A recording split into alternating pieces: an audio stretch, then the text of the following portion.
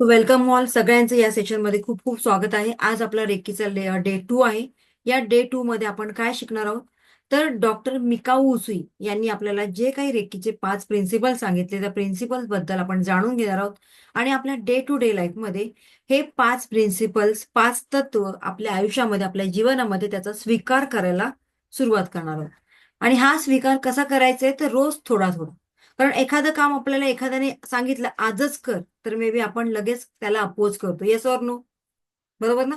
जेव्हा समोरून तुम्हाला करच असा अट्टहास केला जातो तेव्हा ती गोष्ट आपण कधी करतो का? अजिबात नाही. पण जेव्हा आपण समोरचा म्हणतो आपल्याला आदराने जसं जमेल तसं कर, तेव्हा आपण काय करतो? येस, लगेचच करतो. कारण ह्युमन सायकोलॉजी आहे. जर कोणी तुम्हाला ओरडून किंवा दम देऊन एखादं काम तुमच्याकडून करून घेत असेल तर तुम्ही अजिबात कधी करणार नाही. तसंच डॉक्टर मिकाऊ उसू यांनी सांगितलेलं आहे की रोज हे प्रिन्सिपल्स थोड्या थोड्या फार प्रमाणात आपल्या रोजच्या लाईफमध्ये आपल्या रोजच्या जीवनामध्ये त्याचा आपल्याला स्वीकार करायचा आहे. मग आता एक्झॅक्ट काय करायचं आपल्याला त्याच्यासाठी? सो पहिलं प्रिन्सिपल्स आहे डॉक्टर मिकाऊ उसू यांनी आपल्याला सांगितलेलं आहे ते just for today I will not be angry. केवळ आजच्या दिवस मी रागावणार नाही.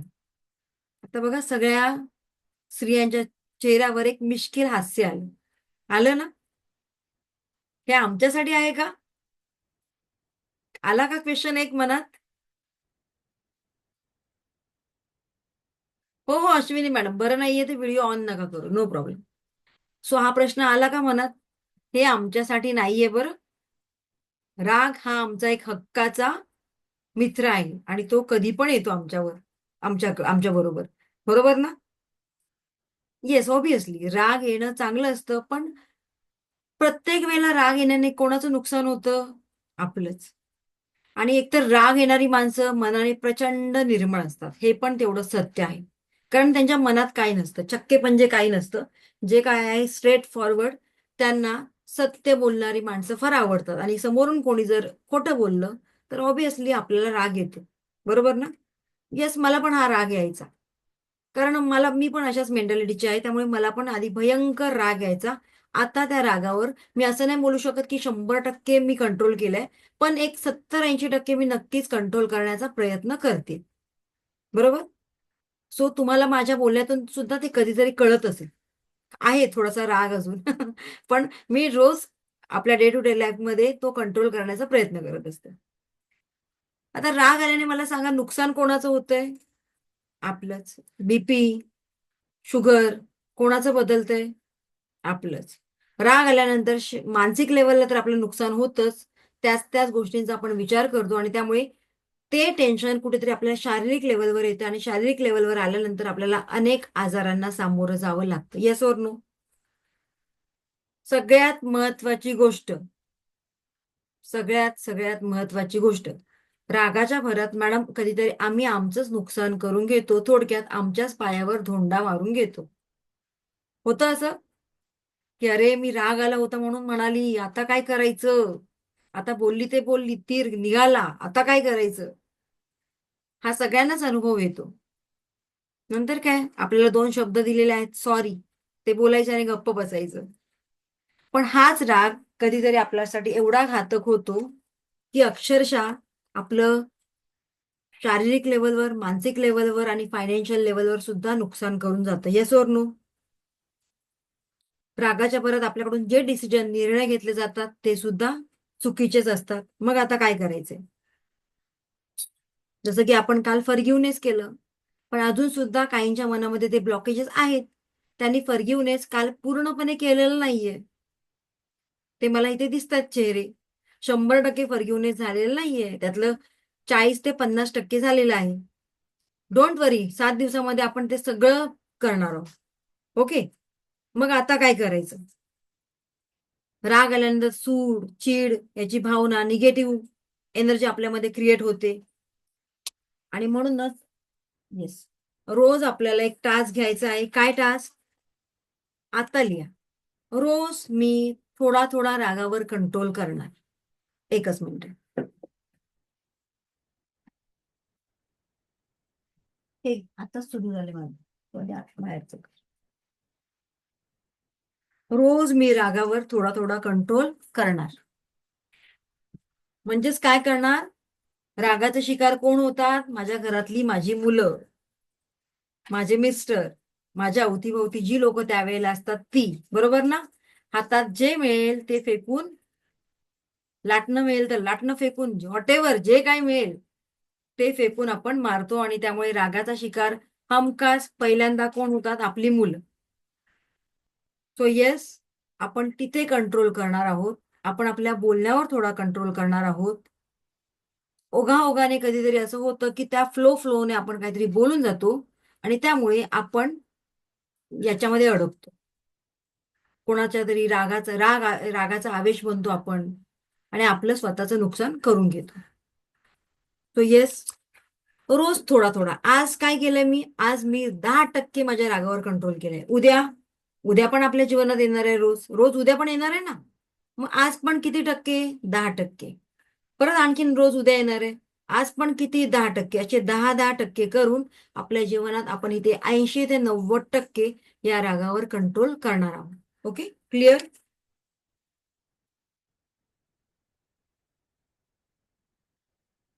डेफिनेटली तुमची मुलं मला हे नंतर सांगणार आहे. तुमच्यापैकी बरेच लोक पुढच्या कोर्सला जॉईन होणार आहेत.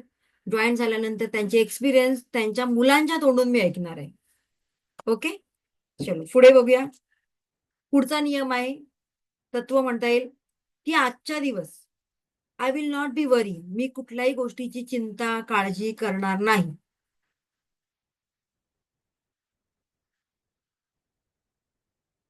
परत आपल्या तत्वांच्या अपोजिट नाही बसत मॅडम आमच्या तत्वात. माझी मुलगी शाळा कॉलेजमधून लेट आली तरी मला टेन्शन येते. हसबंड वेळेवर नाही आले, 7चं टायमिंग, आज 8 वाजले, काय हो कुठे गेला होतात? मनामध्ये एक ना अनेक प्रश्न, एक थोडीशी भीती, अशा अनेक भावना निर्माण होतात आणि त्यामुळे परत आपण काय करतो? टेन्शन घेतो. आपल्या थोर लोकांनी, आपल्या सद्गुरूंनी आपल्याला आधीच सांगितलेलं आहे, संत ऋषींनी सांगितलेलं आहे, की चिंता चित्ते समान आहे. पण आपण ह्युमन बिंग आहोत, माणूस आहोत. त्यामुळे डे टू डे लाईफमध्ये आपल्याला बऱ्याच गोष्टींमध्ये स्ट्रगल करावा लागतो. उपजीविकेचं साधन शोधताना किंवा या सगळ्या संसाराच्या गाड्यामध्ये आपल्याला या बऱ्याच गोष्टींचा बऱ्याच वेळा अनुभव आलेला असतो. त्यामुळे या गोष्टी युज टू झालेल्या असतात आपल्याला, बरोबर ना?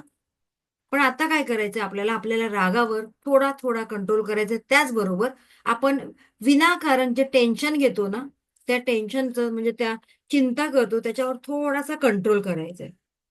कारण काळजी केल्याने मला सांगा, अजूनपर्यंत आपल्या आईचे तरी प्रश्न सुटलेत का एवढ्या वर्षांपूर्वीचे? माझा मुलगा वेळेवर जेवायला आला नाहीये, त्याच्यासाठी आई बिचारी थांबलेली असते जेवायची. माझी मुलगी अजून ऑफिसमधून आलेली नाहीये, बरोबर? आपली वाट बघत असते डायनिंग टेबलवर. ती येईल तेव्हा तिच्याबरोबर मी जेवेन. आणि मुलगी छानपैकी हॉटेलमधून खाऊन आलेली असते, मुलगा वगैरे. आई राहते बिचारी वाट बघत. मग टेन्शन घेतल्यानंतर, चिंता केल्यानंतर हे प्रश्न सॉर्ट आउट होणार आहेत का? म्हणजेच काय, तर आपली एनर्जी आपण चुकीच्या गोष्टींवर खर्च करतोय. फॉर एक्झाम्पल, तुमचा मुलगा किंवा मुलगी एखाद्या इंटरव्ह्यूला गेलेला आहे. इंटरव्ह्यूला गेल्यानंतर एकच मिनिट. इंटरव्ह्यूला गेल्यानंतर आपल्या मनात असं आलं पाहिजे, की तिचं इंटरव्ह्यू खूप छान झालेला आहे आणि तिथे ती सिलेक्ट झालेली आहे. पण आपण आधीच घाबरलेलो असतो. अरे बापरे! काय होईल? काय होईल? इंटरव्ह्यू कसा होईल? आधीचे 2 इंटरव्ह्यू तर फेल गेलेले आहेत. आता इथे काय रिझल्ट मिळतंय? मोस्ट ऑफ आपला कल काय असतो? इथे काय रिझल्ट मिळते म्हणजे 90% इथे पण फेल होणार. म्हणजेच हे व्हायब्रेशन, हीच फ्रिक्वेन्सी आपण त्या मुलाबरोबर किंवा त्या मुलीबरोबर पाठवत असतो आणि त्यामुळे ऑब्व्हियसली तिथे सुद्धा सेम एक्सपिरियन्स येतात. Yes or no? मग आपण चुकीचे व्हायब्रेशन, चुकीची फ्रिक्वेन्सी पाठवत असणार आहोत, तर आपल्याला ती करेक्ट करायला पाहिजे. मग तिथे आपल्याला पॉझिटिव्ह फ्रिक्वेन्सी किंवा पॉझिटिव्ह एनर्जी पाठवायची आहे. Yes, definitely. माझा मुलगा गेलेला आहे तर तिकडे सिलेक्ट होऊन येईल. सिलेक्ट नाही झाला तर काहीतरी एक्सपिरियन्स घेऊन येईल. Yes or no? कारण हाच पहिला इंटरव्ह्यू किंवा शेवटचा इंटरव्ह्यू आहे का त्याच्या आयुष्यातला? नाही. सो आपण आपली पॉझिटिव्हिटी आपल्या मुलांबरोबर किंवा आपल्या फ्रेंड्स बरोबर, आपल्या रिलेटिव्ह बरोबर, आपल्या ज्या ज्या काही व्यक्तींबद्दल तुम्ही विचार करता की यांचं चांगलं व्हावं, तर त्या सगळ्या व्यक्तींप्रती ती पॉझिटिव्ह एनर्जी आपण देणं गरजेचं आहे. इथपर्यंत क्लिअर आहे का? पण होतं काय, आपण मनुष्य प्राणी असल्यामुळे मॅक्झिमम आपल्या मनामध्ये 90% थॉट्स हे निगेटिव्ह येतात. बरोबर ना? जसं की युट्यूबवर बरेच व्हिडिओ येतात. दारूच्या दुकानाचं का बरं वास्तुशास्त्र केलं जात नाही? तिकडे का बरं एवढी गर्दी असते? आता मला सांगा, हा प्रश्न विचारणारी माणसं कशा मेंटॅलिटीची असणार? तुम्हीच सांगा मला. पॉझिटिव्ह की निगेटिव्ह?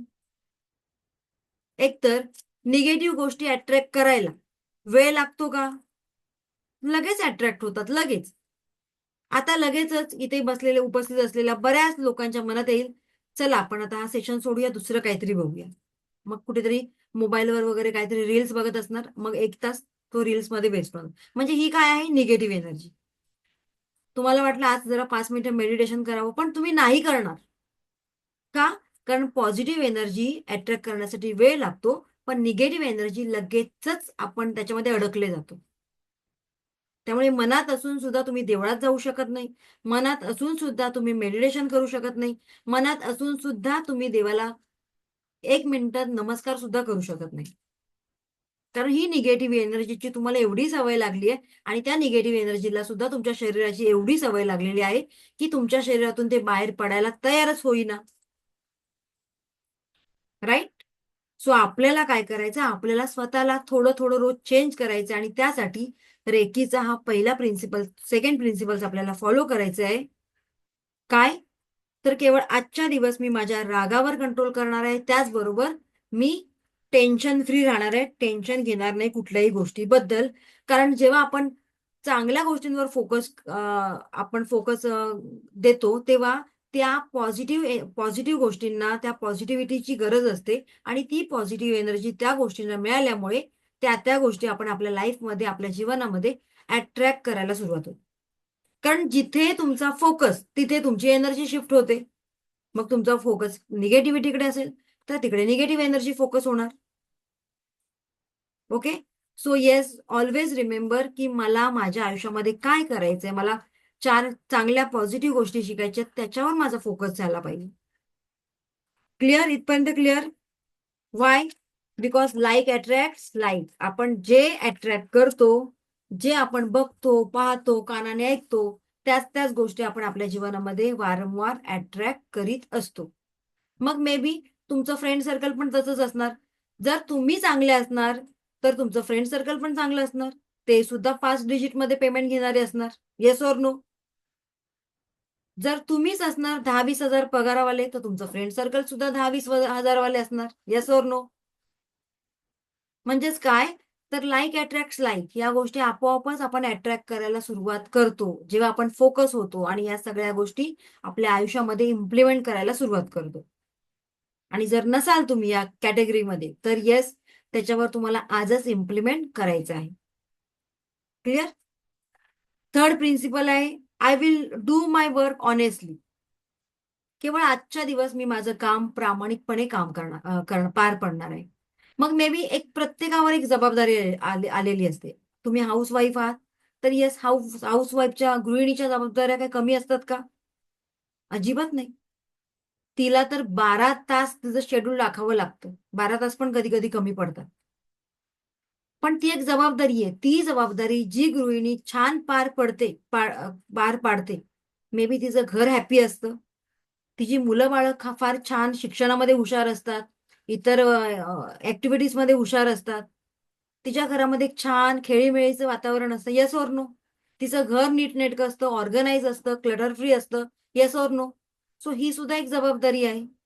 जर तुम्ही ऑफिसमध्ये काम करत असाल, तर ज्या ऑफिसची, ज्या ऑर्गनायझेशनशी तुम्ही कनेक्टेड आहात, तर त्याला तिथे 100% देणं हे तुमचं काम आहे. मग तिथे तुमचं काम प्रामाणिकपणे पार पाडणं हे तुमचं काम आहे. त्याच्यासाठीच तुम्हाला पेमेंट दिलं जातं, सॅलरी दिली जाते. Yes or no? जर तुम्ही तुमच्या कामामध्ये चालढकलपणा केलात, आजचं उद्या, उद्याचं परवा, तर मला सांगा तुमच्या कामामध्ये, तुमच्या जॉबमध्ये तुमचं प्रमोशन होणार आहे का? नाही. सो व्हॉटएव्हर, आता माझं काम आहे हे, माझं प्रोफेशन हे आहे. ओके. सर सपोज एखाद्या दिवशी मी माझा क्लासमध्ये एखादी महत्त्वाची गोष्ट नाही शिकवली, तर मला त्याचं गिल्ट राहिलं पाहिजे, की अरे हे माझ्याकडून कसं राहून गेलं. तो गिल्ट नाही राहिला माझ्या मनात, तर समजायचं I am a not a good teacher. मी एक गुड टीचर, मी एक छान टीचर नाहीये. कारण तो गिल्ट कायम राहिला पाहिजे आपल्या मनामध्ये, की मी आज हे माझ्याकडून डिलिव्हर करायचं राहून गेलं. म्हणजेच थोडक्यात काय, तर एक व्यक्ती म्हणून आपण आपलं काम प्रामाणिकपणे पाडायलाच पाहिजे. आपल्या कामामध्ये चालढकलपणा नाही नसायला पाहिजे. आजचं काम उद्या, उद्याचं परवा, हा आळस नसायला पाहिजे. इथपर्यंत क्लिअर आहे का? आपल्याकडून कोणाचीही फसवणूक होणार नाही याची आपण आपल्याला काळजी घेणार आहे. कारण आपल्या प्रत्येक कृतीत आपला कर्मा काउंट केला जातो. ओके. सो नंबर 3 रेखेचा नंबर 3 झाले. आता नंबर 4 चौथा प्रिन्सिपल आहे. आजचा दिवस मी आय विल बी ग्रेटफुल, मी अगदी कृतज्ञ राहणार आहे. अशी लाखो कारणं आहेत आपल्याला कृतज्ञ राहण्यासाठी, लाखो काय त्याच्यापेक्षाही जास्त. त्यातलं सगळ्यात महत्वाचं आणि सगळ्यात इझी, आपल्याला जे इझी वाटतं, रोज आजचा दिवस मी बघते. Yes or no? आपण ते युज टू करून चाललोय, की मी रोज आजचा दिवस बघते. रोज माझ्या आयुष्यामध्ये उद्या उजाडणार आहे. म्हणूनच आपण भाजीची तयारी करतो. उद्या काय ड्रेस घालणार आहोत त्याची तयारी करतो. ऑफिसला जाताना मी काय काय घेऊन जाणार आहे ते सगळं. पण उद्या आपल्या आयुष्यात कधी येणार आहे की नाही याचा कधी एक क्षणभर तरी विचार करतो का आपण? करतो का कोण? का बरं? कारण आपण मे बी ज्योतिषी असणार किंवा आपल्याला आपलं फ्युचर माहीत असणार, की मी 100 वर्ष जगणार आहे. आणि म्हणूनच कधीच आम्ही त्या परमेश्वराला बोलत नाही, thank you God, thank you परमेश्वरा, मला एक नवीन दिवस दाखवल्याबद्दल. बोलतो का आपण कोण? पण आपल्या तक्रारी लिस्ट मात्र तयार आहेत. आता जरी सांगितलं तरी 100 आपल्या तक्रारी रेडी असणार आहे. Yes or no? सो आपल्याकडे आता जे काही आहे, भले थोड्या प्रमाणात आहे, त्याबद्दल जर आतापासूनच तुम्ही ग्रॅटिट्यूडची भावना निर्माण कराल, कृतज्ञतेची भावना निर्माण कराल, तर त्या गोष्टी मल्टिपल होण्याचे चान्सेस आहेत. फॉर एक्झाम्पल, आता मे बी आपलं हेल्थ इश्यूज आहेत, पण त्याच्या आधीच त्या परमेश्वराला म्हणाला, थँक यू परमेश्वरा, हेल्थ इश्यूज आहेत, पण इतरांच्या मानाने खूप कमी आहेत आणि त्याच्यावर मी मात करू शकते. त्याच्यासाठी मला तू खूप छान ताकद दिली आहेस. So thank you so much. Thank you परमेश्वरा.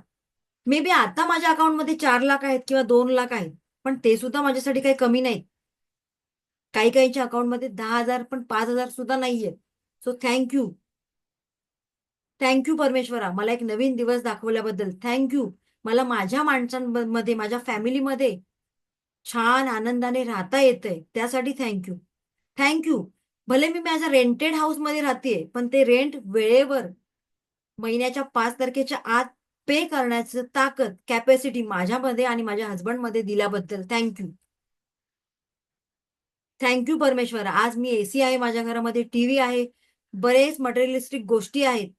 त्यासाठी थँक यू. कारण त्याचा मी उपभोग घेतेय म्हणून थँक यू. पण आपण काय बोलतो? अरे बापरे, एवढं लाईट बिल आलं, तेवढं लाईट बिल आता आलं, आता करायचं काय? ते सगळं लायबिलिटीज पे करण्याची ताकद आपल्याला परमेश्वराने दिले म्हणून थँक यू. ओके. सो आजपासून आपण झोपण्याच्या आधी आणि सकाळी उठल्यानंतर एक थँक्यू, छोटासा थँक्यू आपण झोपेतून उठल्याबरोबर लगेचच या परमेश्वराला म्हणायचे. Thank you God, thank you universe, thank you परमेश्वरा किंवा थँक्यू स्वामी, मला एक नवीन दिवस दाखवल्याबद्दल. ओके. बरं, ते तर राहिलं बाजूला. आपल्याला या परमेश्वराने धडधाकट शरीर दिलंय. दिलंय ना सगळ्यांना? कोण आहे का आपल्या या ग्रुपमध्ये मला एक हात नाहीये, पाय नाहीये, डोळा नाही, असं कोण आहे का? येस, कोण आहे का? सगळे अवयव छान दिलेले आहेत. तरी आम्ही रडतोय. माझ्याकडे काहीच नाही, माझ्याकडून हे होत नाहीये. माझ्या मैत्रिणीला फलाना फलाना दिलं. आम्ही एकाच शाळेत लहानाचे मोठे झालो. ती ऐशोआरामात आहे. मीच का अशी? आपण कंपॅरिझन करतोय, तुलना करतोय आणि त्या तुलनेमध्ये आपण आपलं आयुष्य वेस्ट करतो. तो आजपासून तुलना करायची नाही. त्या व्यक्तीला विचारा ज्यांना जन्मताच एक हात नाहीये, जन्मताच डोळे नाहीये, त्यांचं आयुष्य कसं असेल?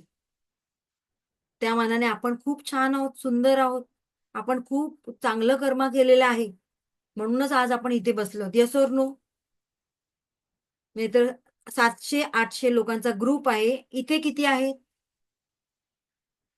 याचाच अर्थ आपल्या चांगल्या कर्माने आपल्याला इथे ओढून आणले, ती वेळ मॅनेज केली आहे. Yes or no? सो त्यासाठी परमेश्वराचे आभार माना. थँक्यू सो मच मला आजचा हा सेशन दिल्याबद्दल.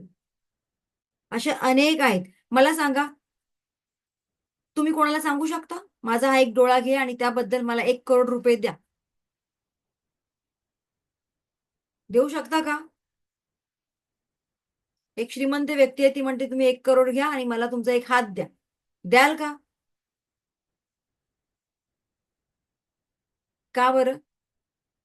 कारण हे आपले नॅचरल ऑर्गन्स आहेत. ते कधी एक्सचेंज होऊ शकतात का? नाही. एक्सचेंज झाले तर आपण करणार काय? सो येस, त्यासाठी परमेश्वराचे आभार माना. एक धडधाकट शरीर दिल्याबद्दल. स्ट्रगल, संघर्ष सगळ्यांच्याच आयुष्यात आहे.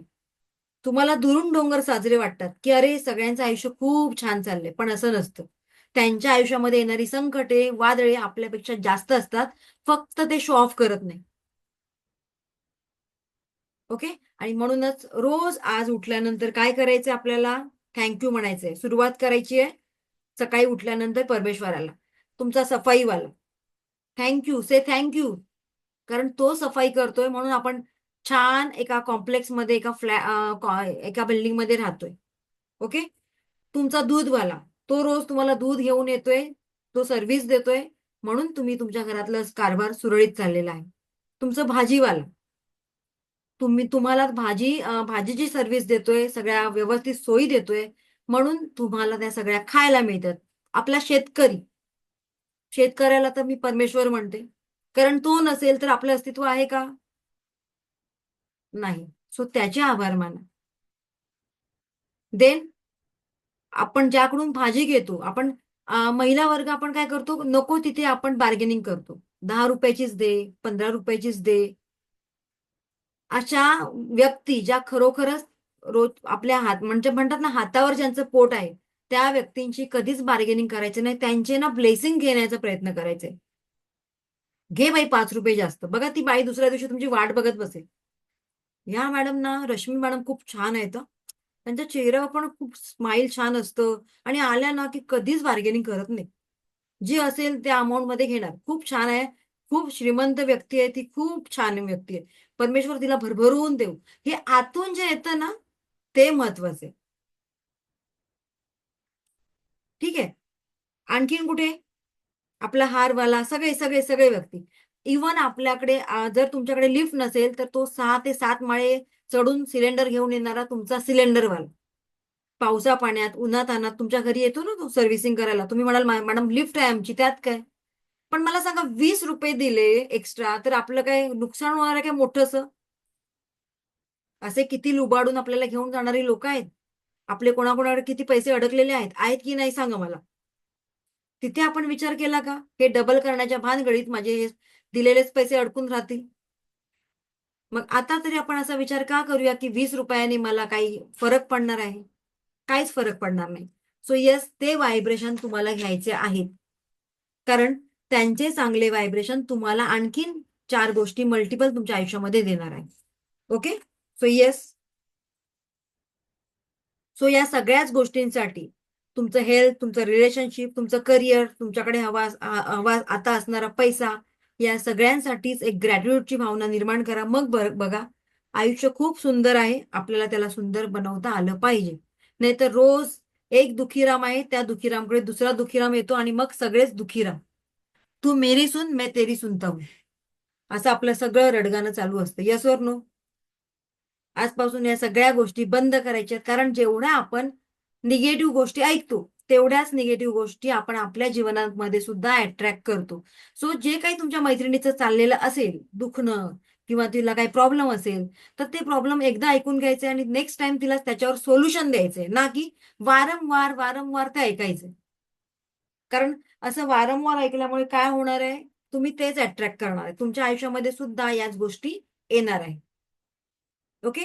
सो येस, एखाद्याच्या दुःखाला आपण थोडं सपोर्ट केलं पाहिजे, त्याला सांभाळून घेतलं पाहिजे. पण किती वेळा? त्याला लिमिट असतं. कारण तेच सांगितल्यामुळे ती व्यक्ती एकतर वीक होते त्या व्यक्तीला आपल्याला एक स्थिर बनवायचंय, त्याच्यामध्ये त्याला स्ट्रॉंग करायचंय आणि त्याचबरोबर इफ पॉसिबल सोल्युशन पण द्यायचे. कारण जर तुम्ही सोल्युशन नाही दिलात, तर परत तुम्ही त्यांच्या कर्मामध्ये अडकताय. तुम्हाला सोल्युशन माहिती आहे आणि माहीत असून सुद्धा तुम्ही देत नाही, तर तुम्ही तुमचा कर्मा खराब करून घेताय. ओके? That's why. आणि म्हणूनच आपला कर्मा चांगला राहण्यासाठी आपण एखाद्या व्यक्तीला योग्य सजेशन द्यायचंय, सल्ला द्यायचे, ॲडवाइस द्यायचे. ऐकू न ऐकू त्याचं काम. तुम्ही तुमचा कर्म क्लिअर केलाय, दॅट्स इट. ओके? जसं की आता न्यूमरोलॉजीच्या क्लासमध्ये बरीच लोकं माझ्याकडून ना हे घेत असतात. नेम करेक्शन करून घेतात. आणि काही लोकं आगाऊ असतात, विचारतात, "मॅडम आमच्या शेजारचा मुलगा आहे, त्यांच्या नावाचं करेक्शन सांगा, सॉरी त्याचं नाव कसं आहे सांगा ना, प्रॉपर आहे की नाही?" तर मी म्हणेल, "नाही, त्याचं नाव चांगलं नाही, त्याच्या नावाचे व्हायब्रेशन चांगले नाहीत, स्पेलिंग पण मिस्टेक आहे." मग जर तो चांगला असेल, तर काय करेल, त्या मुलाला सांगेल, शेजाऱ्यांना सांगेल, की तुमच्या मुलाचे स्पेलिंग करेक्ट करून घ्या, त्याचे व्हायब्रेशन चांगले नाहीत, त्याची स्पेलिंग मिस्टेक आहे. पण तो लबाड असेल, तर काय करणार? जाऊ देत ना, मला काय करायचंय? माझ्या मुलाचं मी करेक्ट करून घेतलं ना, दॅट्स इट. म्हणजे माहीत असून सुद्धा तुम्ही त्यांना सांगितलं नाहीये, याच्यामध्ये कोणाचा कर्मा खराब होतो? म्हणूनच जे आपल्याला विचारायचं तेवढंच विचारायचं. बाकीचं शेजारा-पाजाऱ्यांचं, रिलेटिव्हजचं विचारत बसायचं नाही. विचारलात तर ते करेक्शन करण्याची जबाबदारी पण तुम्ही घ्या. क्लिअर? ओके. सो अशा प्रकारे रोज आपलं काम आपण प्रामाणिकपणे करायचं आहे. नंबर 5, आजच्या दिवस मी सगळ्या प्राणीमात्रांवर, सजीव, निर्जीव सगळ्या गोष्टींवर प्रेम करणार आहे. आता निर्जीव गोष्टींमध्ये आपली वास्तू पण येते. आपली वास्तू सुद्धा निर्जीव आहे ना? पण ज्या वास्तूत आपण लहानाचे मोठे होतो, ज्या वास्तूने आपलं बालपण, तारुण्य, आपलं म्हातारपण या सगळ्या गोष्टी बघितलेल्या असतात, त्या वास्तूशी आपण कनेक्ट होतो. आपण त्या वास्तूशी बोलतो. Yes or no? त्या वास्तूने आपल्याला भरभरून दिलेलं असतं. मग ती वास्तू जरी निर्जीव असेल, तरी तिला आपण थँक कधी बोलतो का? आपल्या घराला आपण थँक बोलतो का? नाही. पण ते घर सुद्धा ऐकत असतं, की माझी मालकीन माझ्याप्रती तिचं किती प्रेम आहे. रोज मला म्हणते थँक या घराने मला भरभरून दिलंय. आणि माहितीये तुम्हाला वास्तुदेवता दिवसातून एकदा काय म्हणते? तथास्तु. मग मे बी तुम्ही बोलायला आणि देवता तथास्तु बोलायला एकच वेळ. पण आपण काय बोलतो? आपण जास्तीत जास्त काय बोलतो? शिव्या-शाप, निगेटिव्ह गोष्टी आणि त्यामुळे ती वास्तुदेवता तेव्हाच म्हणते तथास्तु आणि त्याच गोष्टी होतात. म्हणून सुरुवातच कुठून करायची? आपल्या घरापासून. सो आपल्या माझा आवाज क्लिअर आहे मॅडम बघा बरं. अ, रुचिरा मॅडम म्हणतात आवाज नाही येते. आवाज येतोय ना सगळ्यांना? क्लिअर येतोय का? हां. एक मिनिट हां. रुचिरा मॅडम मे बी तुमच्याकडे काहीतरी नेट इश्यू असेल.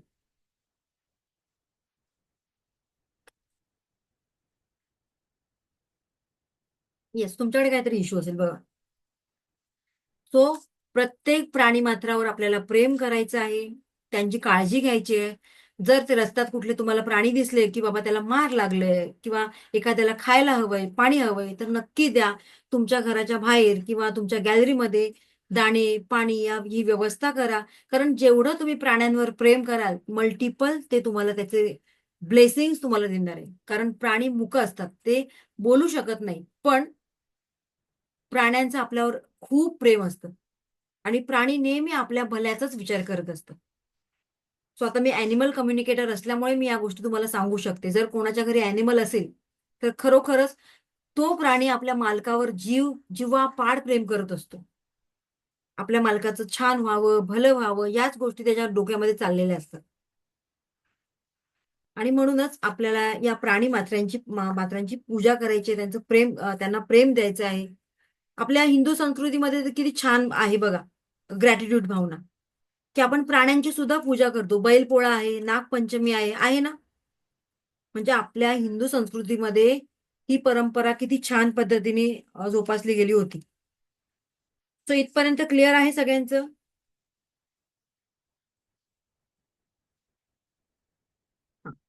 5 प्रिन्सिपल्स कोण आजपासूनच, डे 1 पासूनच आपल्या आयुष्यामध्ये इम्प्लिमेंट करणार आहे बरं? त्यांनी हँड रेज करा.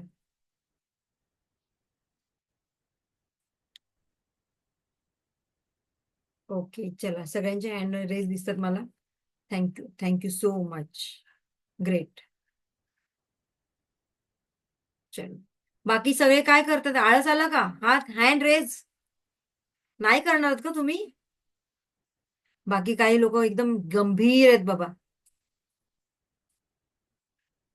Yes, very good, very good. आणि मी निर्जीव गोष्ट आणखी एक सांगेन की आपली वॉशिंग मशीन, आपलं आपण जे घरी यूज करतो, इलेक्ट्रॉनिक्स आयटम, मिक्सर वगैरे, आपला लॅपटॉप, ते सुद्धा बघा कधी कधी आपल्याला कनेक्ट होतात. कधीतरी आपली ना मशीन बिघडते, पण आपल्याला अर्जंट असतो खूप आणि आपण त्याला बोलतो फक्त आजच्या दिवस चाल ना बाई, आजच्या दिवस माझं महत्वाचं काम आहे. आणि चमत्कार झाल्यासारखी ती मशीन चालायला पण लागते.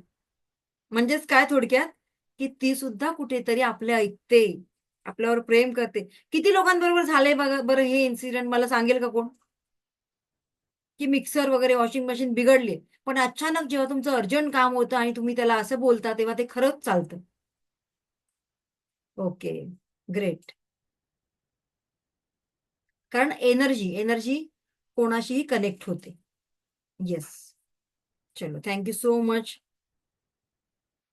हा, पुढे जाऊया. येस.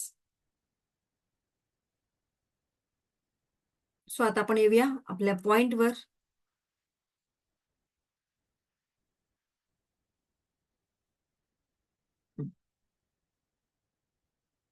आता आपण लॉ ऑफ एनर्जी शिकणार आहोत. Law of energy. मग त्याआधी मला तुमची एनर्जी थोडीशी चेक करावी लागेल. तुमच्या चेहऱ्यावर एक स्मित हास्य आहे का? येस. कोण अगदी गहन विचारात आहे, खूप टेन्शन, अगदी डोक्यामध्ये काहीतरी घेऊन बसले, तसं कोण आहे का? की सगळे नॉर्मल आहेत? नॉर्मल. ओके. अच्छा, संपदा मॅडम, काही टेन्शन आहे का? No tension. ओके. चलो, सगळ्यांच्या चेहऱ्यावर एक छान स्माइल असायला पाहिजे. येस, स्माइलचे आपल्याला पैसे नाही द्यायचे, बरोबर ना? ते सुद्धा आपल्याला फ्री ऑफ कॉस्ट मिळालेलं आहे. सो छान आपला चेहरा असायला पाहिजे. हा, आता लॉ ऑफ एनर्जी. आता लॉ म्हटलं म्हणजेच काय? की नियम, बरोबर ना? लॉ सगळीकडे सारखे असतात. मग एनर्जीचा पण एक लॉ आहे. काय आहे बरं तो लॉ? एनर्जीचा लॉ काय आहे? Energy cannot be created and energy cannot be destroy. ती क्रिएट सुद्धा केली जात नाही आणि डिस्ट्रॉय पण केली जात नाही. मग काय होतं? तर ती केवळ एका माध्यमातून दुसऱ्या माध्यमांमध्ये ट्रान्सफर केली जाते. फॉर एक्झाम्पल, माझं घर निगेटिव्ह एनर्जीने भरलंय, तर आता मी काय करणार? ती निगेटिव्ह एनर्जी काढून टाकणार का? नाही. तर मी काय करणार? तिथे पॉझिटिव्ह एनर्जी फील करणार. पॉझिटिव्ह एनर्जी फील केली की निगेटिव्ह एनर्जी आपोआपच ती जागा, निगेटिव्हिटीची जागा कमी कमी होते आणि पॉझिटिव्ह एनर्जी वाढवली की पॉझिटिव्हिटीची जागा ऑक्युपाय होते तिथे. ठीक आहे. सो अशा पद्धतीने आपलं घर जर निगेटिव्ह झोन मध्ये जात असेल तर त्या घरामध्ये पॉझिटिव्हिटी वाढवायचे. That's it. जसं की पहिलं एक बी असतं, बीचं एक छोट्याशा रोपट्यामध्ये रूपांतर होतं, मग थोडंसं छोटंसं झाड, मग एका विशाल वृक्षामध्ये त्याचं रूपांतर होतं, मग त्याला फळं फुलं येतात. तसंच हे चक्र चालू असतं निसर्गाचं. सेम तसंच एनर्जीचा नियम आहे. ओके. आपल्या सगळ्यांमध्ये सुद्धा एक एनर्जी आहे. आता तुम्ही इथे बसलेला आहात, मे बी काहींची एनर्जीची लेवल थोडीशी कमी जास्त असू शकते. जसं की मला आता बरेच चेहरे दिसत आहेत, त्यांची एनर्जी अगदी 70% पॉझिटिव्ह आहे. काही दिसतात अगदी 30-20% एनर्जी लेवल आहे त्यांची. सो याचा अर्थ काय? तर आपणच आपली ही एनर्जीची लेवल कुठेतरी कमी केलेली आहे. मग हे वाढवण्याचं काम सुद्धा कोणाच्या हातात आहे? आपल्याच हातात. आणि लक्षात ठेवा, ज्यांचे व्हायब्रेशन चांगले, ज्यांची एनर्जी चांगली, त्यांना त्यांच्या कामामध्ये वेळोवेळी सक्सेस मिळतं. आणि याचा अनुभव आय होप 100% गॅरंटेड सांगते, तुम्ही तुमच्या कामामध्ये कधी ना कधीतरी घेतला असेल. बरोबर ना? सो येस, डेफिनेटली आपली एनर्जी आपल्याला रिपेअर करायची आहे. ज्यांची एनर्जी डाऊन आहे मी बघू शकते, सो त्यांनी आपली एनर्जी आता रिपेअर करायची आहे. ओके. पण ते क्लिअर आहे का सगळ्यांचं? हा, आता आपण मेन मुद्द्यावर येऊया. रेकी म्हणजे काय? चलो. आणि आपण प्रॅक्टिकल सुद्धा करणार आहोत बरं. What is reiki? जसं का आता तुम्हाला इमेज मध्ये दिसत असेल, एक लेडी आहे, ती तिच्या हातातून काहीतरी असं करतीये. आणि त्याद्वारे समोरची जी लेडी बसलेली आहे ती रिसिव्हिंग मोडमध्ये आहे. ओके, आता हे इमेज तुम्ही बघितलं, आता पुढे सांगते. म्हणजे काय रेकी म्हणजे नक्की काय? रेकी तुमच्या आमच्यात आपल्या सगळ्यांमध्ये अस्तित्वात असणारी एक वैश्विक ऊर्जा आहे. आता सुद्धा तुमच्या शरीरामध्ये ती प्रवाहित होत आहे, पण सध्या आपण ती फील करत नाहीये. सध्या आपण त्याचा अनुभव घेऊ शकत नाहीये, कारण आपलं माइंड थोडंसं डिस्टर्ब झालेलं आहे. जेव्हा आपण फोकस होतो तेव्हा बरोबर ते आपण फील करू शकतो. कोणीच काही लिहायचं नाहीये, नंतर लिहा. तुम्हाला व्हिडिओ पाठवणार आहे, डोंट वरी. ओके, सो आपल्या प्रत्येकामध्येच आहे. यालाच ब्रह्मांडीय ऊर्जा, वैश्विक ऊर्जा असं सुद्धा म्हटलं जातं.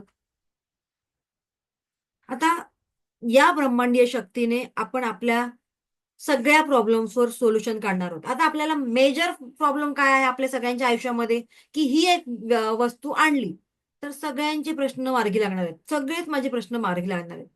काय आहे ती वस्तू? पैसा. बरोबर ना?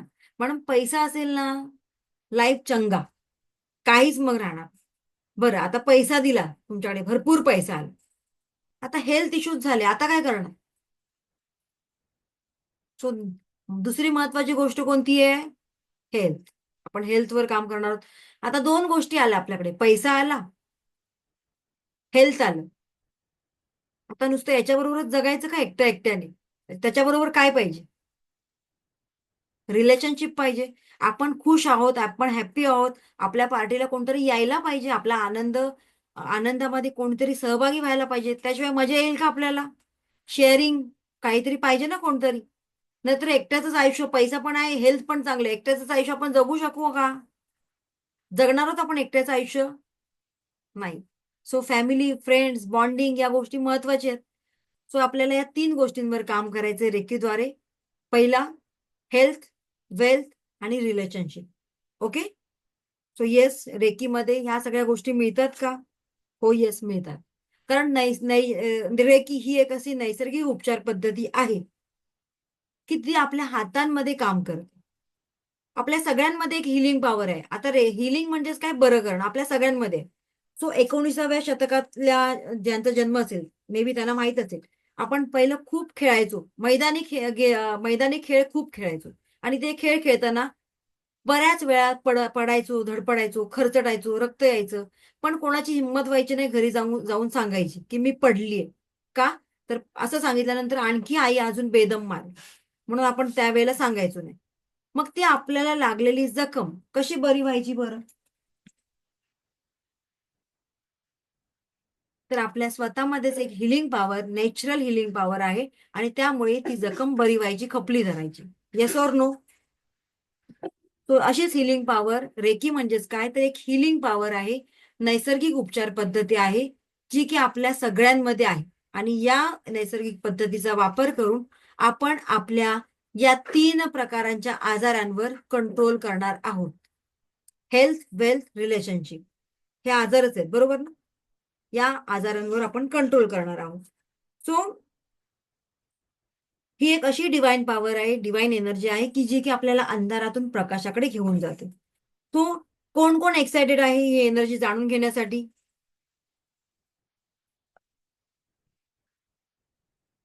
ऑलमोस्ट सगळेच. मे बी काही रिपीटेड आहेत, काहींनी केलेलं असेल कुठेतरी.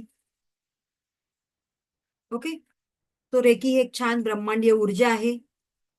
आणि त्याचबरोबर आता आपण रे आणि की हे 2 वर्ड्स आहेत. रे म्हणजे युनिव्हर्सल, की म्हणजे एनर्जी, लाईफ फोर्स एनर्जी. ही एक हस्तस्पर्श चिकित्सा पद्धती आहे, जी की आपल्या दोन्ही हातांमधून प्रवाहित होते. सो आता आपण याचं प्रॅक्टिकल करूया. चला, सगळ्यांनी एका स्ट्रेट पोझिशनमध्ये बसा. बरं, मी तुम्हाला माझा आलेला एक्सपिरियन्स आहे, मी तुम्हाला सांगते. तुम्हाला सुद्धा तोच एक्सपिरियन्स येतोय का बघा. स्ट्रेट बसा बरं आणि श्वासांवर लक्ष केंद्रित करा. एक दीर्घ श्वास घ्यायचा आहे आणि हळूहळू सोडायचं आहे. आणि हे दीर्घ श्वास घेताना मनातल्या मनात एक वाईट विचार करा. चला, श्वास चालू करा. दीर्घ श्वास घ्यायचा आहे आणि हळूहळू सोडायचंय. आणि हा श्वास घेताना मनातल्या मनात एक वाईट विचार पण कर.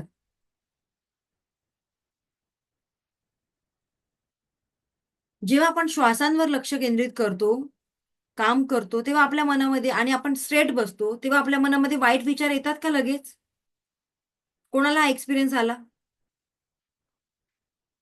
बरोबर ना? म्हणजेच काय, जेव्हा आपण ताठ बसतो, आपले शोल्डर अगदी छान असतात. एकच मिनिट. शोल्डर पण आपले अगदी ताठ असतात. आपण ताठ बसतो.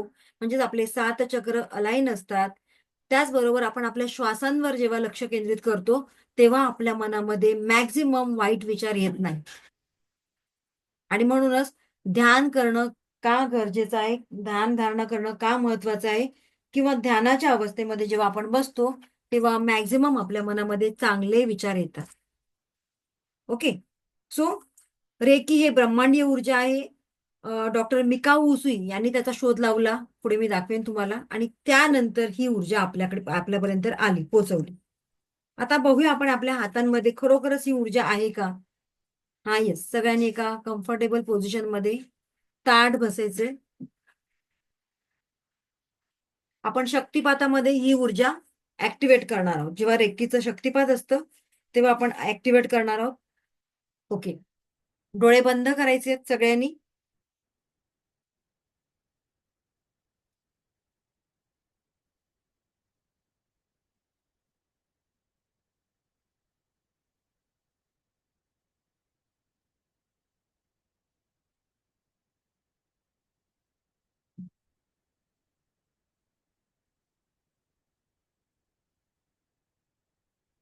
आता डोळे ओपन करायचे. आपल्या दोन्ही हातांकडे फोकस करायचे. दोन्ही हातांकडे बघायचे.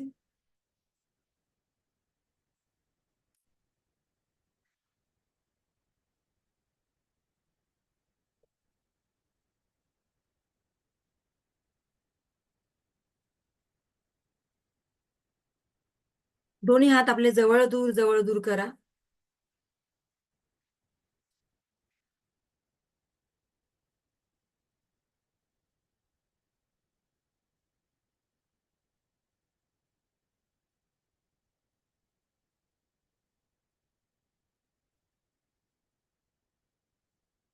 टच करायचं नाही बरं, जवळ दूर करा फक्त.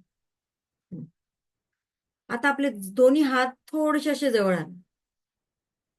फोकस करा हातांवर, डोळे बंद करा आणि बघा आपले हात, दोन्ही हात एकमेकाकडे आपोआप अट्रॅक्ट होत आहेत, आकर्षित होत आहेत का?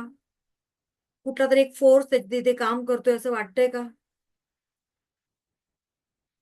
ज्यांना कोणाला फील झालं, तर त्यांनी चॅट बॉक्समध्ये रेकी म्हणून मेन्शन करा किंवा एनर्जी म्हणून मेन्शन करा.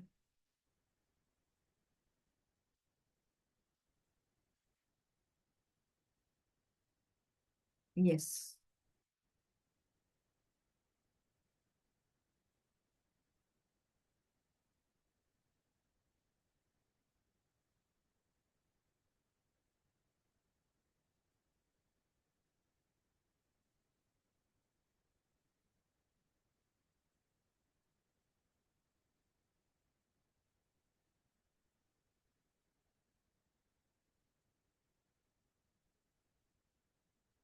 ओके. मॅक्झिमम सगळ्या लोकांना जाणवलेलं आहे.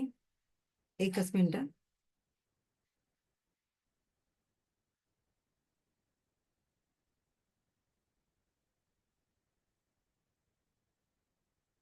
हा. बरं, आता तुम्ही एकच मिनिट.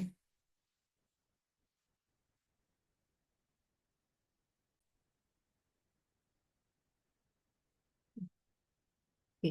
तो पूर्वीच्या काळी याला हस्तस्पर्श चिकित्सा पद्धती असं म्हटलं जायचं. ते मी डिटेलमध्ये तुम्हाला हिस्ट्री सांगेन. आता आपण पुढे जाऊया.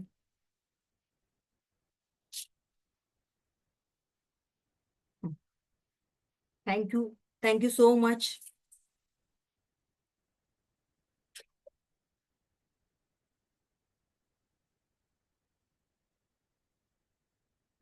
ओके. ज्याने आज जॉईन केलेला आहे आजपासून, तो काही प्रॉब्लेम नाहीये.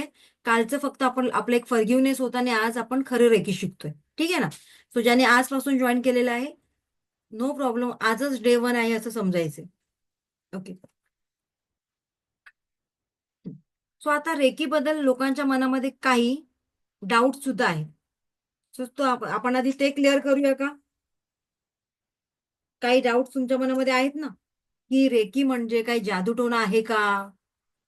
रेकी केल्यानंतर मी माझ्या सासूवर किंवा माझ्या जावेवर काहीतरी तंत्र मंत्र करू शकते का? येस और नो? असं बऱ्याच वेळेला आपण बाहेरून ऐकलेलं असतं काही काही. पण तसं काही नाहीये. ही एक प्युअर एनर्जी आहे आणि या एनर्जीचा वापर केवळ आणि केवळ चांगल्या गोष्टींसाठी केला जातो. जी रेकी हे वापरतात, काय म्हणतात त्याला, अतिरेकी वगैरे वापरतात, ती रेकी वेगळी. त्याला म्हणतात टहाळणी करणे. म्हणजेच पोलीस खात्यामध्ये त्याचा वापर केला जातो. तो तिथे टहाळणी करणं म्हणजेच काय, तर एखाद्या जागेचं निरीक्षण करणं, त्यानंतर मग त्या जागेमध्ये विस्फोट घडवला जातो किंवा काहीतरी वाईट काम केलं जातं. सो ती वेगळी. आपण जे शिकतोय ती उसुई रेकी आहे आणि ही उसुई रेकी केवळ आणि केवळ चांगल्या इंटेन्शनसाठी, चांगल्या विचारांसाठी वापरली जाते, चांगल्या कामासाठी वापरली जाते. जर तुम्ही त्याचा मिसयूज करण्याचा प्रयत्न केला तर ती वर्क होणार नाही. क्लिअर? ओके. सो आता रेकीबद्दल काही मिथ्स आहेत ते आपण जाणून घेऊया की काय आहेत ते. आपले जे संत ऋषी आहेत, जसं की भगवान साईबाबा, व्यास ऋषी, गौतम बुद्ध, ओके, स्वामी समर्थ, शेगावचे गजानन महाराज, कलावती आई, हे सुद्धा आपल्यासाठी कोण आहेत? येस, यांच्या सुद्धा हातातून किंवा यांच्या सुद्धा बोलण्यातून, यांच्या तोंडातून रेकीच वाहत होती ना, ज्याच्यामुळे ते कुठल्याही आजारावर नियंत्रण करत होते किंवा कुठलाही आजार बरा करत होते. म्हणजेच काय, तर या संत पुरुषांमध्ये सुद्धा ही डिवाइन एनर्जी होती. हा बोल. घे तू, एवढं राहू दे, घे तू. हा, क्लिअर? रेकी म्हणजे काय, तर रेकी एक आध्यात्मिक पॉवर आहे, एक डिवाइन एनर्जी, एक वैश्विक ऊर्जा आहे जी आपल्या सगळ्यांमध्ये असते. ओके. आज जसं की आपण आत्ताच जस्ट त्याचं एक प्रॅक्टिकल बघितलं की आपल्या सगळ्यांच्या हातांमधून ते प्रवाहित होत असते. पण त्याचा वापर कसा करायचा आणि एकदा का ती ऍक्टिव्हेट झाली की मग त्याच्यासाठी काय करायचं हे आपण आता पुढे शिकणार आहोत. मग ही रेकी आता पुढे बघूया. एक एक प्रश्न मी तुमचं आन्सर देण्याचा प्रयत्न करते याच्या माध्यमातून. आता अटेनमेंट म्हणजे शक्तिपात. तो ही एक गुरु शिष्य परंपरा पद्धती आहे. तो रेकीचा शक्तिपात घेतल्याशिवाय तुम्ही रेकी लेवल 1 केलेलं आहे असं होत नाही. त्यासाठी रेकीचं शक्तिपात घेणं फार गरजेचं आहे. आता शक्तिपात म्हणजेच काय? तुमच्याकडे मोबाईल आहे, पण त्या मोबाईलमध्ये सिम नाहीये. सपोज तुमचा आयफोन आहे किंवा आणखीन एक 2-3 लाखाचा कुठला मोबाईल आहे. पण त्या मोबाईलमध्ये जर सिम नसेल, तर त्याचा उपयोग आहे का तुम्हाला? नाही. घरी वायफाय आहे, पण त्या वायफायचा पासवर्ड माहीत नाही. उपयोग आहे का? तसंच जोपर्यंत तुम्ही रेकीचा शक्तिपात घेत नाही, तोपर्यंत रेकी लेव्हल 1 केलेलं आहे असं गृहीत धरलं जात नाही. कारण ती एनर्जी ऍक्टिव्हेट होत नाही. सो शक्तिपात घेतल्यानंतर त्या एनर्जी ऍक्टिव्हेट होतात. इथपर्यंत क्लिअर झालं का? गुरुकुल पद्धतीमध्ये पूर्वीच्या काळी अशा प्रकारे गुरुकडून शिष्याला नॉलेज हे ट्रान्सफर केलं जायचं. हाऊ रेकी कॅन बी टीच, जसं की आता आपण ऑनलाईन ऑफलाईन दोन्ही माध्यमातून रेकी शिकू शकतो. How reiki can be feel, कशी फील करायची मी आता आपण त्याचं प्रॅक्टिकल घेतलं होतं. आफ्टर अटेनमेंट म्हणजे शक्तिपात घेतल्यानंतर तुम्ही रेकीचं एक चॅनल होता आणि ती एनर्जी तुमच्या शरीरामध्ये प्रवाहित होते. आणि मग रेकी लेवल 1 मध्ये तुम्हाला रिझल्ट मिळतात 10%. रेकी लेवल 2 मध्ये जसं तुम्ही शिकता तुमची एनर्जी वाढते, मग ती होते 45% आणि रेकी लेवल 3 मध्ये होते 100%. ओके. आता रेकी का शिकावी? कारण आपल्या सगळ्यांच्या आयुष्यामध्ये सगळ्यांचं आयुष्य सरळ आहे का आधी मला सांग. नाही. म्हणून तर आपण इथपर्यंत आलो. कोण टाटा अंबानी आहे का? नाही. टाटा अंबानी आहे, त्यांना सुद्धा काहीतरी त्रास आहे, मानसिक व्याधी आहेत. बरोबर ना? आपण तर मग काय, कोणच नाही.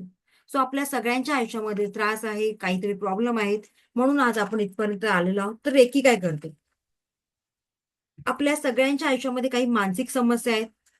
पॅरेंट्सच्या काही अपेक्षा असतात मुलांप्रती. कौटुंबिक समस्या, क्लेश, कलह आपल्या सगळ्यांच्याच घरामध्ये असतो. ओके. प्रेमात अपयश आल्यामुळे आताची पिढी डिप्रेशनमध्ये जात आहे.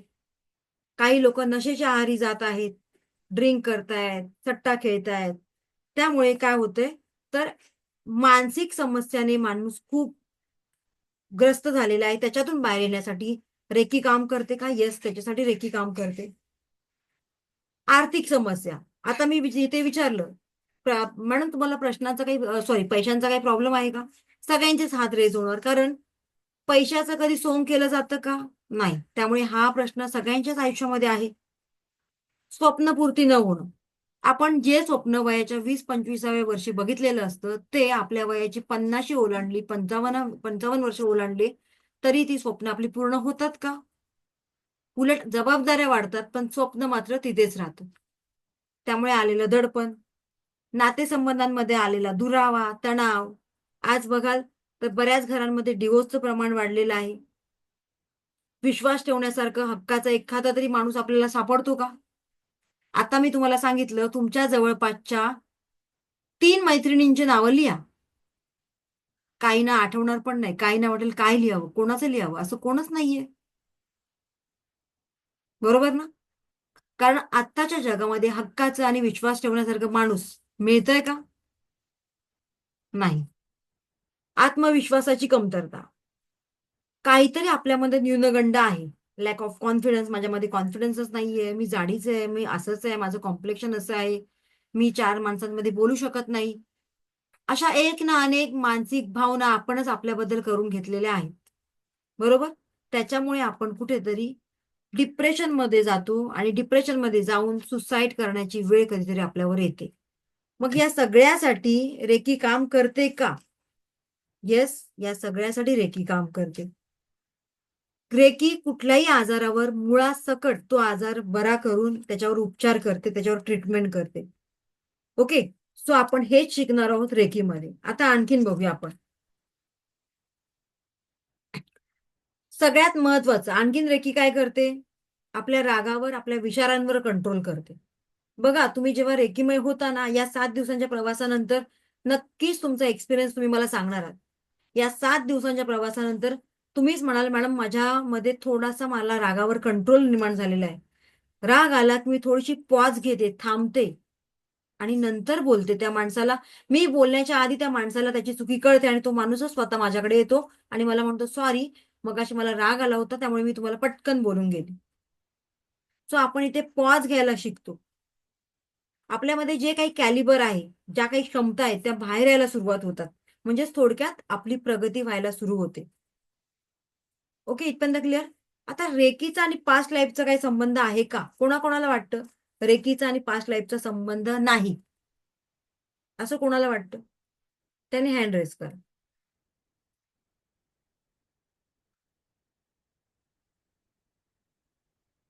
बरं, काहींचे मगाचपासून हँड रेज आहेत.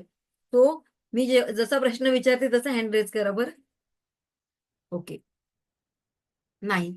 रेकीचा आणि आपल्या पास्ट लाईफचा खूप जवळचा संबंध आहे. ओके. रेकीचा आणि आपला पास्ट लाईफचा खूप जवळचा संबंध आहे. कारण काही गोष्टी आपण आपल्या पास्ट लाईफमधून घेऊन आलेलो असतो. आणि त्याच गोष्टी आपल्या आयुष्यामध्ये घडतात, तशाच होतात. त्यालाच काय म्हणतात आपले भोग. मग मे बी काहींच्या बाबतीत चांगले अनुभव येतात, तर काहींच्या बाबतीत वाईट अनुभव येतात. पण येस, भोग आहेत ते आपल्याला भोगायचेच आहेत. या जन्मामध्ये आपल्याला ते क्लिअर करायचेच आहेत. मागच्या जन्मात जर तुम्ही काहीतरी चांगलं काम केलं असेल, तर या जन्मामध्ये चांगलं-चांगलं सगळं तुमच्या आयुष्यामध्ये येणार. सगळं छान-छान, ताटामध्ये सगळं छान-छान.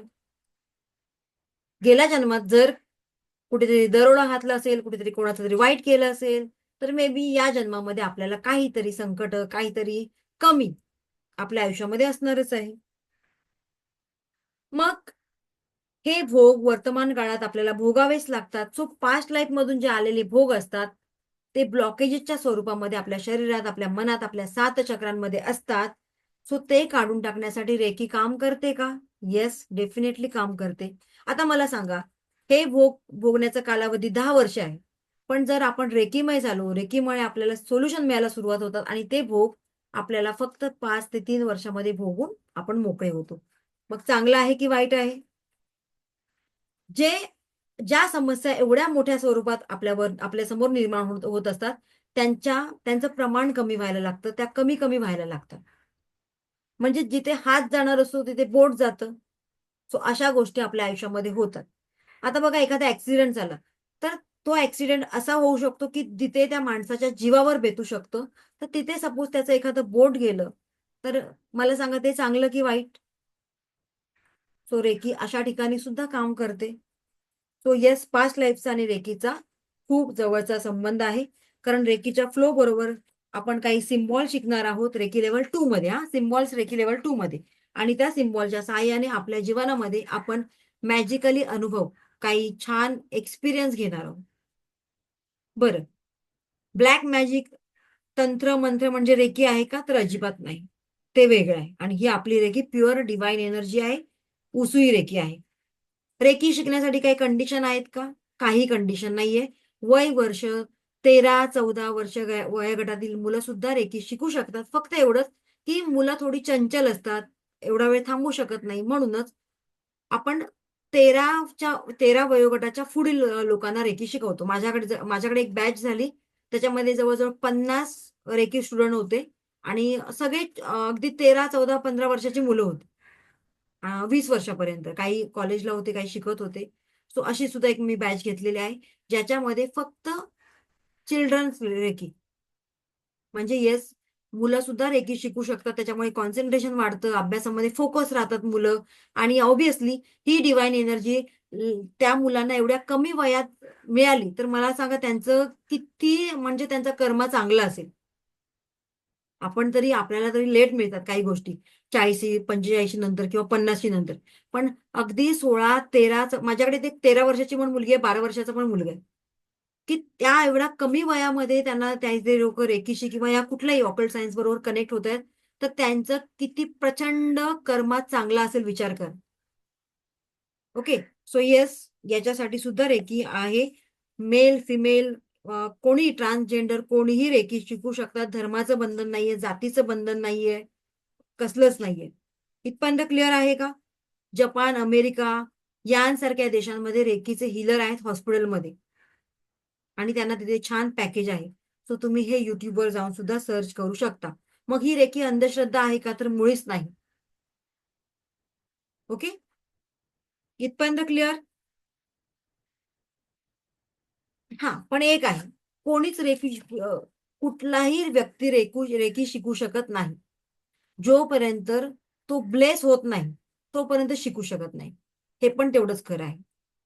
तुम्ही कितीही मोठ्या संख्येने या एखाद्या वेबिनारला, एखाद्या सेशनमध्ये, पण जोपर्यंत तुम्हाला त्या परमात्म्याने अलाव केलेलं नाही, तोपर्यंत तुम्ही पार्टिसिपेट करू शकत नाही. तोपर्यंत तुम्ही पुढच्या कोर्ससाठी एनरोल सुद्धा करू शकत नाही. तुमच्या मनात किती असेल, तुमच्याकडे पैसे किती असेल, तरी कधीतरी असं होतं की ती वेळ तुमच्याजवळ नसते. ओके. सो हे आपापल्या कर्मानुसार त्या गोष्टी आपल्याकडे येतात ओघाओघाने. ओके. इथपर्यंत क्लिअर आहे? कोणत्याही समस्येवर रेकीद्वारे आपण उपाय काढू शकतो.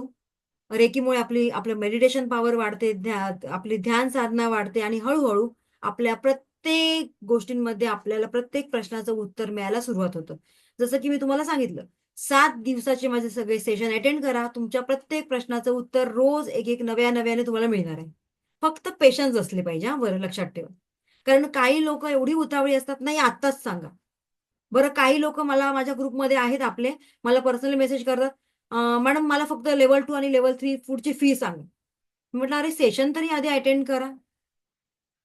तुम्ही घ्या नका घेऊ तुमचा प्रश्न, पण थोडंसं पेशन्स ठेवा ना. आणि हे जे आधी बोलतात ना, की आम्हाला फी सांगा, आम्हाला घ्यायचंय, ते कधीच एनरोल करत नाही. हा सुद्धा माझा एक एक्सपिरियन्स आहे. ओके. सो येस, त्याच्यासाठी थोडंसं आपल्याकडे पेशन्स येणं सुद्धा गरजेचं आहे. आता तुम्ही म्हणाल की रेकी सगळं एवढं देते, मग सगळीच लोक रेकीमय का होत नाही बरं? येस, सगळी लोक रेकीमय होतात. केव्हा? जसं मी म्हणाले, ती योग्य वेळ येणं गरजेचं आहे. बुलावा आया है ना तभी होगा, तसं ते आहे. त्यामुळे माझा उद्देश आहे प्रत्येक घरी रेकी पोचली पाहिजे. बरं, आता आपला सेशन वाढलेला आहे, माझी पुढची बॅच आहे. सो आपण इथे स्टॉप घेऊया आणि आपण एक नवीन सेशन उद्या घेणार आहोत. सगळ्यांनी उद्याचा सुद्धा आपला जो सेशन आहे प्रॅक्टिकल असणार आहे. सो सगळ्यांनी उद्या सुद्धा हजर राहायचं सेम टायमिंगला. ठीक आहे? So yes, thank you so much. बरं, आजचा सेशन सगळ्यांना आवडला का? आवडला असेल तर एक थंब दाखवायचा आहे मला. येस, बिकॉज थंबद्वारे आपली एनर्जी आपण दाखवत असतो. Yes, thank you so much. Thank you so much. चलो, टाटा बाय बाय सगळ्यांना. उद्या भेटूया सेम टायमिंगला. चलो बाय बाय, टेक केअर.